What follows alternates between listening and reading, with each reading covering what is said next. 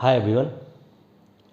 आपने अभी तक कहीं बुक या कहीं पे पढ़े होंगे नॉलेज इज़ पावर, और लोग भी बोलते हैं knowledge is power, knowledge is power.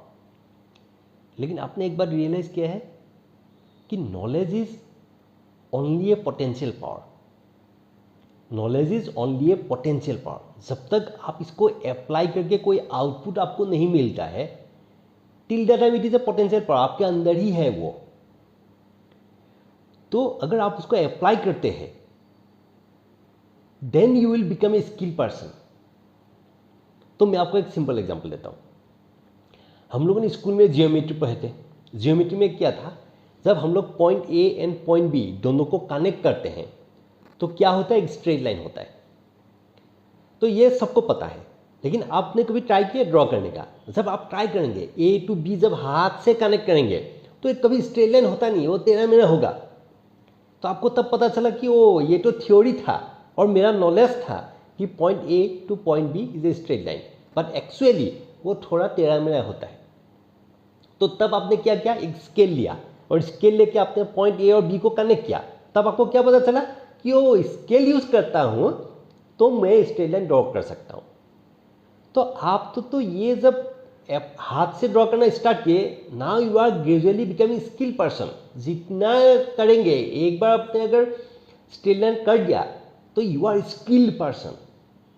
तो आप वो उसमें जो नॉलेज था उसको आपने 100% उसको इम्प्लीमेंट कर चुके हैं। तो नाउ यू आर स्किल्ड। और साथ में क्या हुआ, आपको ये भी पता चला कि अगर हाथ से नहीं भी कर पाए लेकिन आप स्केल यूज करके आप स्ट्रेट लाइन ड्रॉ कर सकते हैं। जब आप स्किल गेन कर रहे हैं तो आप साथ ही साथ नॉलेज को भी इंक्रीज करते जा रहे हैं। आपका जो लाइब्रेरी है नॉलेज का वो भी बढ़ते जा रहा है। तो इसलिए बोलते हैं कि नॉलेज इंक्रीजेस विथ एक्सपीरियंस। आपका जितने एक्सपीरियंस होते जाएंगे आपका नॉलेज भी बढ़ते जाते हैं। इसके लिए मैं एक एग्जांपल देता हूँ आपको। पहले हमारे घर में एक फ्रूट का पेड़ होते थे, लेटेकू। असमीज में उसको लेटेकू बोलते हैं, इंग्लिश में उसको बर्मीज ग्रेप्स बोलते हैं। तो ये पहले बहुत होता था और हम लोग जब स्कूल में थे तो बहुत खाते थे। लेकिन आजकल वो पेड़ हमारे घर में नहीं है और ये आजकल बहुत कम हो गया है। तो हम लोग अभी जब घर में डिस्कस करते हैं, मेरे भैया बोलते रहते हैं बीच में कि ये टेस्ट बहुत अच्छा था फ्रूट का, तो हम लोग उसको सपोर्ट करते हैं, हाँ हाँ बहुत अच्छे थे। लेकिन हमारा जो नेक्स्ट जनरेशन है वो लोग हमारे साथ जब बैठे रहते हैं उन लोगों का कोई रिएक्शन नहीं होता है। क्यों? क्योंकि उन लोगों ने वो खाया नहीं है और उन लोगों के पास वो टेस्ट नहीं आया है अभी तक। लेकिन जब हम लोग बोलेंगे कि आम ये बहुत टेस्टी है और लाना पड़ेगा, तो वो लोग भी इमीडिएटली बोलेंगे हाँ हाँ ये तो बहुत टेस्टी है, कल फिर से लाना। तो ये क्यों?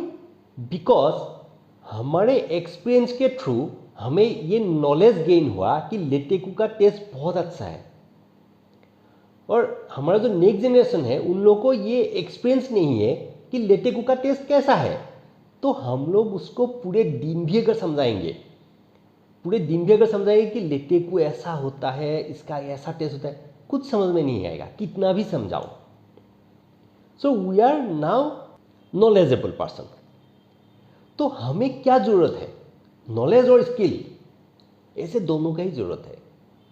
लेकिन आप जब तक नॉलेज को अप्लाई नहीं करेंगे तब तक उसका वैल्यू एडिशन नहीं होगा आपका, क्योंकि वो खाली आपके अंदर भरे पड़े हैं नॉलेज से, आप आउटपुट कुछ दे नहीं पा रहे तो उसका कोई मतलब नहीं होगा। तो you must be A skill person. Knowledge को इन ए ऑर्गेनाइज्ड वे अप्लाई करके कुछ आउटपुट मिला है। सो यही चाहिए लोगों को, स्किल पर्सन चाहिए, नॉलेजेबल पर्सन नहीं। सेकेंडली, ये skill person definitely have knowledge, but a knowledgeable person may not be a skilled person. Gary baker करके एक नोबेल प्राइज विनिंग इकोनॉमिस्ट है, उनका एक कोटेशन है जो मुझे अच्छा लगा सुन के।